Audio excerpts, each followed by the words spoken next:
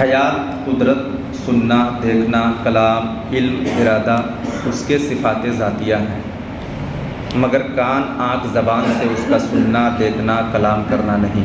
یہ سب اجسام ہیں اور وہ اجسام سے پاک ہے۔ یعنی کہ اللہ سنتا بھی ہے، دیکھتا بھی ہے، کلام بھی کرتا ہے، علم بھی ہے، ارادہ بھی ہے، لیکن اللہ کا سننا اور ہمارا اور آپ کا سننا یہ فرق ہے۔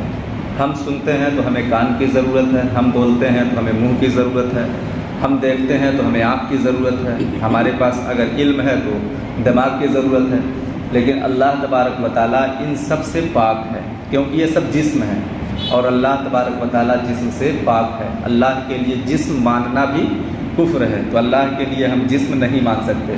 جن لوگوں نے اپنے خیالات میں اپنے خدا کو جسم مانا، ان لوگوں نے ایک مورت گڑھ لیا اور مورت کو گڑھ کر کے اسے پوجنے لگے اور اس کو خدا ان لوگوں نے مان لیا۔ اور ہم سب کا اہل سنت و جماعت کا عقیدہ یہ ہے کہ اللہ جسم و جسمانیات سے بالکل پاک ہے، مبرہ ہے، منزہ ہے، یعنی اس کو جسم نہیں، کان نہیں، آنکھ نہیں، زبان نہیں، یہ انسانوں کے ہوتے ہیں، اللہ اس سے پاک ہے۔ اگر ہمارا بھی ویسے ہی رہے جیسا اللہ، تو پھر ہم میں اور اللہ میں معاذ اللہ فرق کیا رہا؟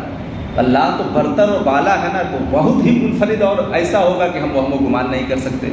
وہ نور علی نور ہے، تو سنتا ہے مگر کان نہیں، دیکھتا ہے مگر آنکھ نہیں، کلام فرماتا ہے مگر زبان نہیں۔ تو اس طرح سے یہ اللہ تبارک و تعالیٰ جسم و جسمانیات سے پاک ہے اور اس کے لیے یہ چیز ہم نہیں کر سکتے۔ ہر پست سے پست آواز کو سنتا ہے، ہر باریک سے باریک جو کہ خوردبین یعنی دوربین بولتے ہیں سے بھی محسوس نہ ہو، وہ بھی وہ دیکھتا ہے۔ ہم ہوا نہیں دیکھ سکتے، اللہ ہوا دیکھتا ہے۔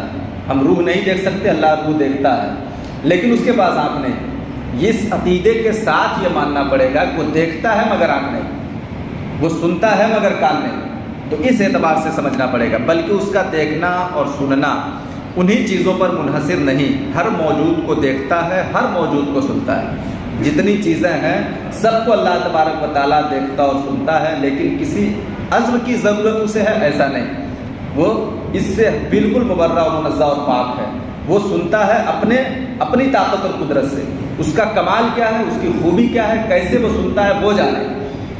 ہم اور آپ اس کو وہم و گمان میں نہیں لا سکتے۔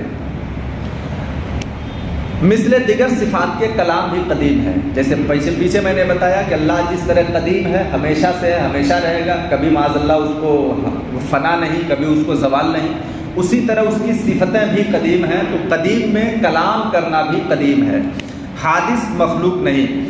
جو قرآن عظیم کو مخلوق مانے، ہمارے امام اعظم اور دیگر ائمہ کرام رضوان اللہ علیہم اجمعین نے اسے کافر کہا ہے، بلکہ صحابہ نے بھی اسے کافر ثابت کیا ہے۔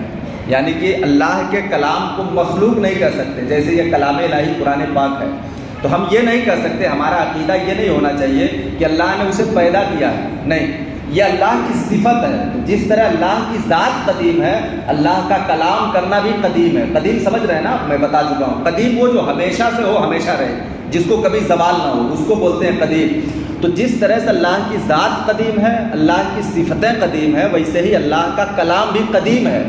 اب قرآن پاک میں جو کاغذ لگا ہوا ہے، جو اس پہ پشتے لگے ہوئے ہیں، جو اس پہ سیاہی اور انک وغیرہ لگا ہوا ہے، یہ سب مخلوق ہے، یہ سب مخلوق ہے، مگر اس میں جو عین اللہ کا کلام موجود ہے، وہ کلام جو پیارے آقا صلی اللہ علیہ وسلم پہ نازل ہوا، وہ کلام جو لوح محفوظ پہ محفوظ ہے، وہ کلام جو ہے وہ اللہ کا کلام ہے، اور وہ کلام اللہ کی صفت ہے، اور وہ قدیم ہے، یعنی ہمیشہ سے ہے اور ہمیشہ رہنے والی چیز ہے۔ اور جو یہ اس کے ساتھ کاغذ وغیرہ لگے ہوئے ہیں، چونکہ یہ ہمارے پاس آنے کے لیے وجہ چاہیے نا، ہمارے پاس پیش کیسے ہوگا؟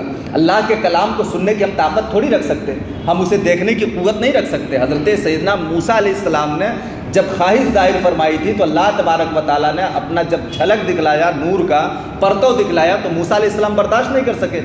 تو وہ پیغمبر ہو کر کے جنہیں اللہ اتنا پاور دے رکھا ہے، وہ برداشت نہیں کر سکتے، تو ہم اور آپ کیسے برداشت کرتے ہیں؟ اللہ کے کلام کو ہم نہیں جھیل سکتے۔ اللہ کے کلام کے تعلق سے اللہ نے خود فرمایا ہے کہ اگر اس کو میں جبل مستحکم پہ اتار دیتا، بہت بڑے مضبوط پہاڑ پہ، اللہ فرماتا وہ ٹکڑے ٹکڑے ہو جاتا، ریزے ریزے ہو جاتا۔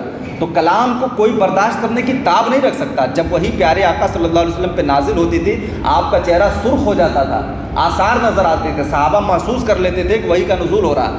ایسی مطلب اس کی ہیبت، اس کی طاقت اور قوت، اللہ کے کلام کو برداشت کرنا اتنا آسان نہیں ہے۔ اللہ پہلے اپنے انبیاء کو قوت دیتا ہے، اتنی برداشت کی طاقت دیتا ہے، پھر کلام اتارتا ہے۔ ہم اور آپ کیسے برداشت کرتے؟ ہم کیسے جھیل پاتے؟